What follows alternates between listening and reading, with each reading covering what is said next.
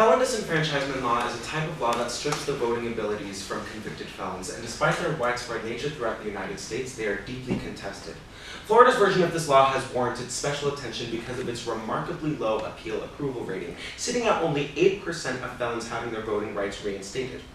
Organizations like the ACLU and the Sentencing Project decry these policies, alleging that they infringe on human rights. However, proponents of felon disenfranchisement laws say that they are a key to public safety and argue that when a person commits a crime, the government is no longer obligated to protect that person's civil rights if they break the social contract and can no longer abide by the tenets of civil society. The controversy poses the question, should the ACLU propose reform to Florida's felon disenfranchisement laws to better reflect the penal goals? The sanctions of this law have the potential to impact not only felons, but also non-felons beyond its scope. Therefore, an evaluation of felon disenfranchisement as a whole is necessary to determine whether the punishment does exceed the scope. Such an analysis requires a psychosocial examination of felon disenfranchisement on felons. According to Lisa Storm at Hartnett College, the goal of the penal system is to alter behavior to prevent recidivism rate. Yet a closer inspection of felon disenfranchisement policies suggests that recidivism rates actually increase in states with strict disenfranchisement policies. Felon disenfranchisement's impact on recidivism rates becomes apparent by the main effect of these policies, to ostracize felons from society. As noted in a study by Matt Vogel, felon disenfranchisement policies create a distinction between non-convicted citizens and felons, preventing successful re-assimilation into society. This can significantly handicap felons even after the completion of their sentence.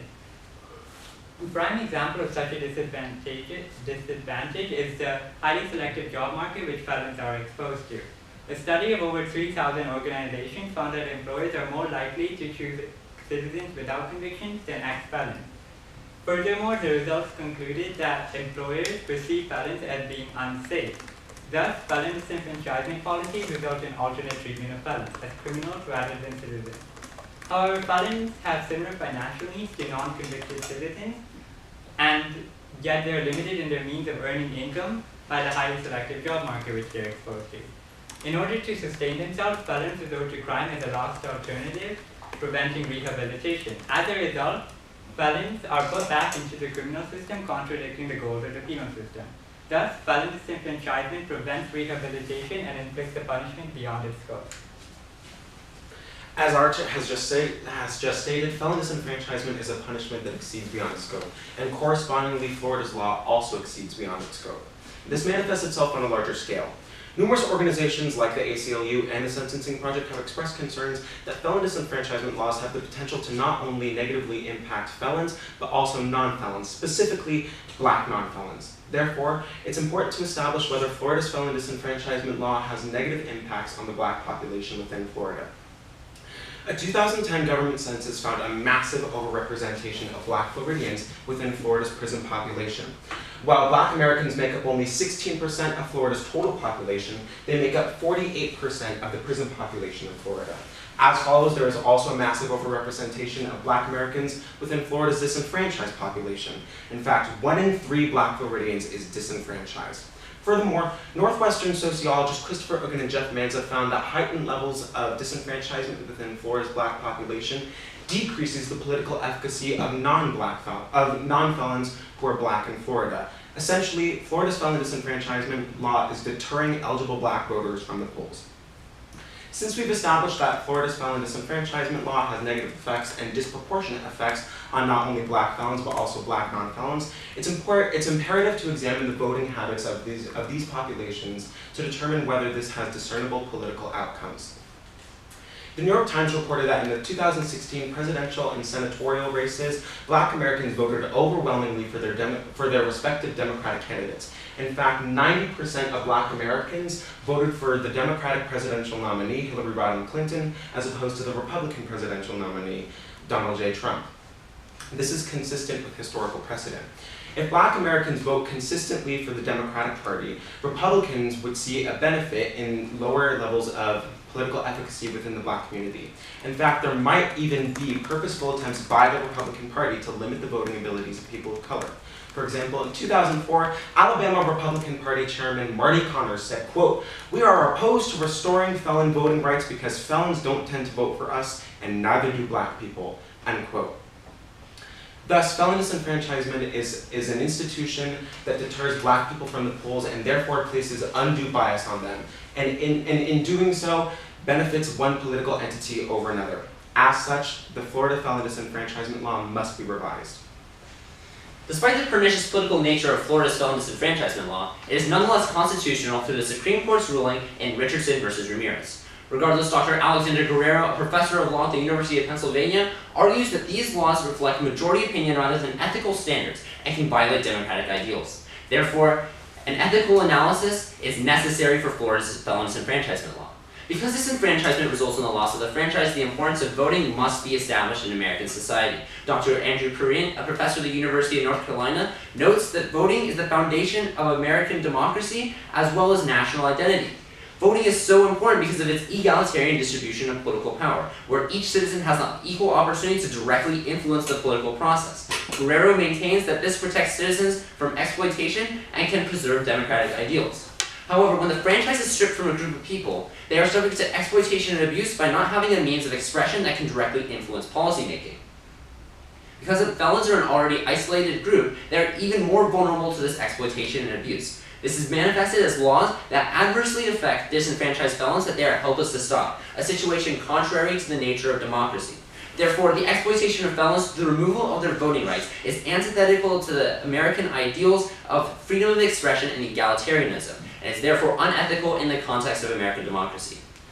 Therefore, all in all, Florida's felon disenfranchisement law is an ineffective and harmful institution that ostracizes felons from civil society and fails to rehabilitate them back into civil society and merely increases recidivism rates. Moreover, the cycle in which people of color are perpetually put back into the criminal justice system culminates in the overall suppression of minority votes. Therefore, Florida's felon disenfranchisement law demands a solution.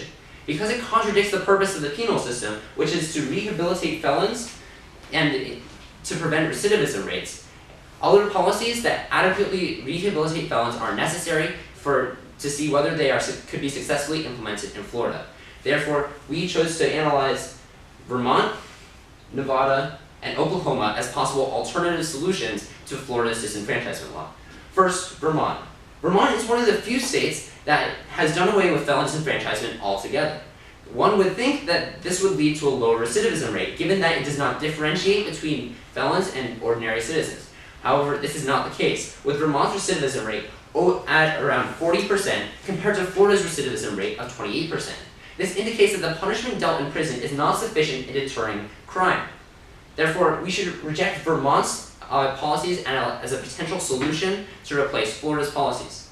Alternatively, Nevada is one of the limited number of states that practices felon disenfranchisement where only violent offenders are disenfranchised. However, this merely results in the same problem seen in Florida's laws. Because violent offenders are differentiated from normal citizens, they are further ostracized from society, and we run into the same ethical problems found in Florida's law.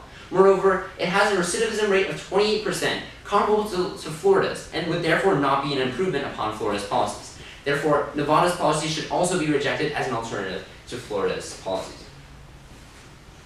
Alternatively, Oklahoma's felon disenfranchisement law provides a more successful substitute by reenfranchising felons upon the completion of their sentence. Under this policy, Oklahoma has been able to reach a recidivism rate of 21%, significantly lower than Florida. Thus, as Oklahoma has been successful in combating increased recidivism rates by limiting felon disenfranchisement to the sole role of a punishment, such policies do provide promise for reducing recidivism rates in the state of Florida. Moreover, both states have demographically similar felon populations, suggesting that they would act similarly in a like condition. However, the feasibility of such a proposal must also be considered. Florida's current disenfranchisement law was enacted by the 1968 state constitution, and an alteration would require modifying the state constitution. Mechanisms for altering the constitution, according to Article 11, require majority public vote, but can be initiated by citizen or legislature. While numerous branches of the Florida state government have expressed interest in reducing recidivism rates through a change in legislature, they have yet to propose a successful alternative, and thus they are not a viable source of such a proposal. Alternatively, organizations such as the NAACP and the ACLU have expressed interest in reducing recidivism rate through legislature change, with both having significant lobbying power and grassroots mobilization. Thus, interest groups remain the most viable source of such a proposal. As such, the most feasible solution is a citizen-initiated and ACLU-backed bill that would replicate Oklahoma's current disenfranchisement bill, which reinstates franchisement to felons upon their release. Not only would it reinstate felons' voting rights, but it would also have extraordinary positive implications. It would correct wrongs done to the Black community, it would prevent unethical punishments, and it would reap any benefits that Oklahoma's current law has on the general population. Thank you very much.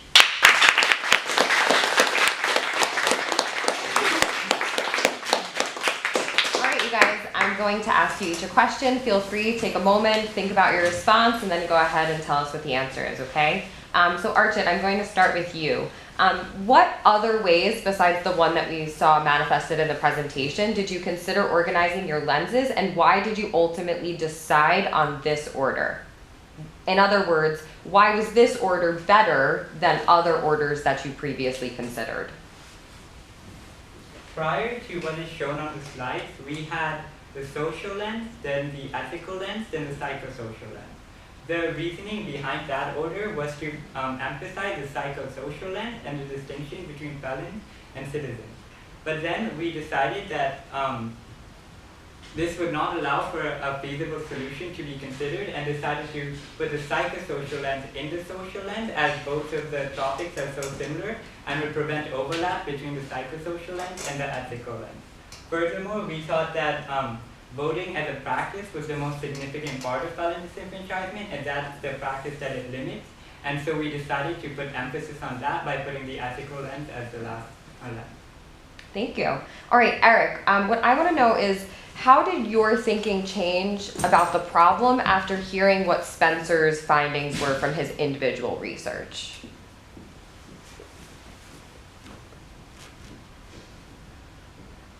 So I think that was actually one of the most insightful moments of the group process as a whole. So when I was examining the importance of voting solely in an ethical and abstract nature, it was clear after doing some research that the denial of the right to vote was a serious harm to all the people who are disenfranchised, because they're not able to express their political will to their representatives.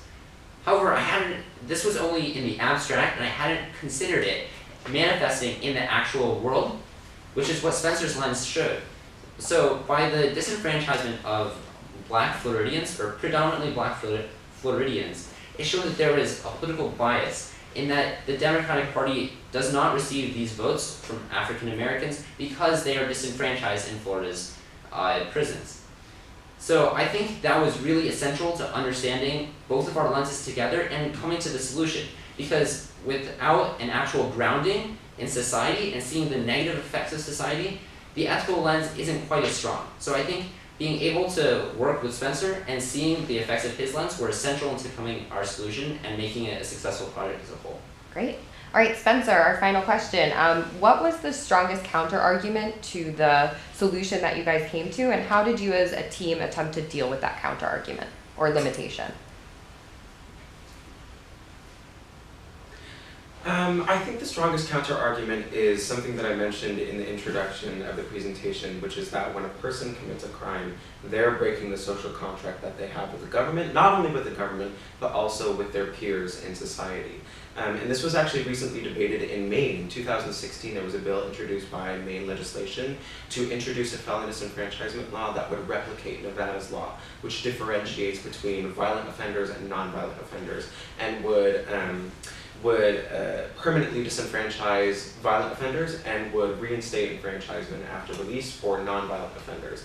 And you know, I think that's a compelling argument in that it's something to be considered, but what we found is that when the Constitution outlines that no matter who you are, your rights are protected by the US government. And if your rights are protected, then they're protected for the rest of your life, no matter what crime you commit, no matter what kind of crime it is that you commit. So while it's a compelling argument, I think our research into it found that it has a disproportionate effect on certain populations. And if that is a punishment that is that is still people want to pursue, then it needs to be gone about in a different way that impacts Americans in an equal and a fair fashion. Okay, thank you.